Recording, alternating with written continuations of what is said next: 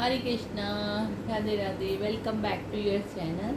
तो आज के श्लोकों का हम अध्ययन करते हैं। सह यज्ञः प्रज्ञा सृष्टा पुरुवाचा प्रजापति अनेन प्रसविध्या स्वेशम वो व्यस्तिका काम मधुकः। प्रजापति ब्रह्मा ने कल्प के आदि में यज्ञ से प्रजाओं को रचकर उससे कहा कि तुम लोग इस यज्ञ के द्वारा वृद्धि को प्राप्त हो और यह यज्ञ तुम लोगों की इच्छित भोग प्रदान करने वाला हो। इसमें ठाकुर जी बता रहे हैं कि कल्प के आदि में कहने का मतलब कि जब आपको बताया था ना कि चतुर्युगी मंत्र और ऐसे ही उनका सबसे ऊपर एक कल्प होता है। तो कल्प के आदि यहाँ ब्रह्मा जी ने विष्णु जी के नाभि कमल से जन्म लिया। तो फिर ब्रह्मा जी ने प्रजापतियों को उत्पन्न करा कि वो प्रजा की वृद्धि करें। और उसके बाद फिर उन्होंने कहा कि यज्ञ सहित प्रजा को रचा। उन्होंने यज्ञ सहित प्रजा को रचने का कहने का मतलब है कि जैसे मैंने आपको बताया था कि यज्ञ कितने प्रकार के होते हैं, ज्ञान यज्ञ, भोग यज्ञ, प्रसादी यज्ञ। इस प्रकार के यज्ञों से तुम लोग यज्ञ के द्वारा वृद्धि को प्राप्त हो, है ना। कि जब हम यज्ञ करेंगे तभी हम वृद्धि को प्राप्त होंगे। एक यज्ञ मीन्स एक दूसरे की वैदिक तरीके से हेल्प, है ना। और ये यज्ञ तुम लोगों को इच्छित भोग प्रदान करना। जैसे एक तो ये यज्ञ जो हम ज्ञान यज्ञ करते हैं, दूसरा यज्ञ जो हम इंद्र आदि को पहले प्रसन्न करने के लिए, वर्षा करने के लिए यज्ञ होते थे। फिर और कई प्रकार के ऐसे यज्ञ होते थे जिससे हमें अपने इच्छित भोगों की प्राप्ति होती थी। आज भी आप लोगों ने देखा होगा कि जब हम घर में कोई समस्या हो जाती है तो कहते हैं कि चलो इसके लिए हवन करवा दो, यज्ञ करवा दो, है ना।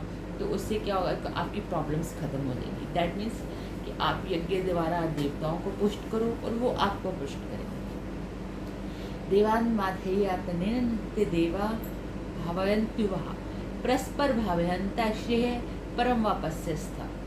तुम लोग इस यज्ञ के द्वारा देवताओं को उन्नत करो और वो देवता तुम लोगों को उन्नत करें। इस प्रकार निस्वार्थ भाव से एक दूसरे को उन्नत करते हुए तुम लोग परम कल्याण को प्राप्त हो जाओगे। तो इसमें देवताओं यज्ञ जो एक तो कल जिस यज्ञ का वर्णन करा वो हम लोग संसारिक रूप से करते हैं, और यहाँ जो देवताओं को उन्नत करने के लिए यज्ञ कहा गया है कि जैसे वर्षा इत्यादि के लिए, अच्छी फसल हो उसके लिए हम लोग पहले जैसे हमारी वैदिक परंपरा रही है यज्ञ करते थे। उससे क्या होता है, जब हम यज्ञों में आहुति देते हैं तो उसका मतलब होता है हम देवताओं को पुष्ट करते हैं। यज्ञों से देवताओं का बल बढ़ता है, तो वो फिर प्रसन्न होते हैं और प्रसन्न होकर हमें हमारे इच्छित फल देते हैं। जैसे कि वर्षा अधिक हो जाए, अगर हम कुबेर जी के लिए यज्ञ करते हैं तो वो हमें धन की आशीर्वाद देते हैं। लक्ष्मी यज्ञ होते हैं, चंडी यज्ञ होते हैं, काली यज्ञ होते हैं। जिस प्रकार के ये दैविक वैदिक यज्ञ हैं उनको करने से देवता पुष्ट होकर हमें वैसा ही फल प्रदान करते हैं। तो ठाकुर जी ने कहा कि इस प्रकार निस्वार्थ भाव से एक दूसरे को उन्नत करते हुए तुम लोग परम कल्याण को प्राप्त हो जाओगे, है ना। इसमें क्या है कि जैसे ब्रह्मा जी ने प्रजा की रचना करी। ये कलयुग की बात तो जो होती है वो मैं आपको और बताऊंगी आगे। ये सतयुग की बात हो रही थी। इसमें जो लोग थे यज्ञ की त्रेता युग में, सतयुग में बहुत प्रधानता थी। बड़े बड़े यज्ञ होते थे, हजार कुंडीय, 1,00,000 कुंडीय यज्ञ होते थे। उससे क्या होता था कि देवता प्रसन्न हो जाते थे और फिर प्रजा को उनके इच्छित भोग प्रदान करते थे। अब आ गया कलयुग का समय।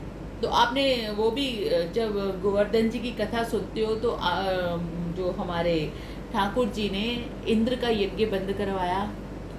आपने देखा ना, इंद्र जी का यज्ञ करते थे तो बारिश इंद्र देवता करते थे, तो ठाकुर जी ने वो बंद करवाया कि ये उनका कर्तव्य है, उनको करना ही है।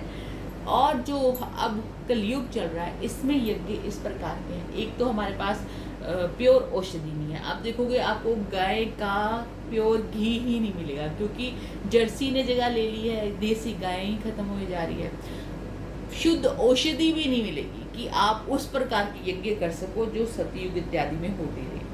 तो यहाँ पे यो यज्ञ बता दिए, तो हम ये ज्ञान यज्ञ, दान यज्ञ ये कर सकते हैं। किसी को भोजन करवा दिया, किसी को विद्या का दान कर दिया। इस प्रकार हम एक दूसरे को निस्वार्थ भाव से, मतलब कि किसी फेवर की इच्छा से नहीं कि मैंने ये इसको करा है तो आगे से मुझे ये देगा, ऐसे नहीं। निस्वार्थ भाव से एक दूसरे को उन्नत करते हुए हम कल्याण को प्राप्त हो देंगे, ठाकुर जी की प्राप्ति कर लेंगे। ये इसका भाव है। तो बाकी कल करेंगे और रात को मिलते हैं फिर 9 बजे। राधे राधे।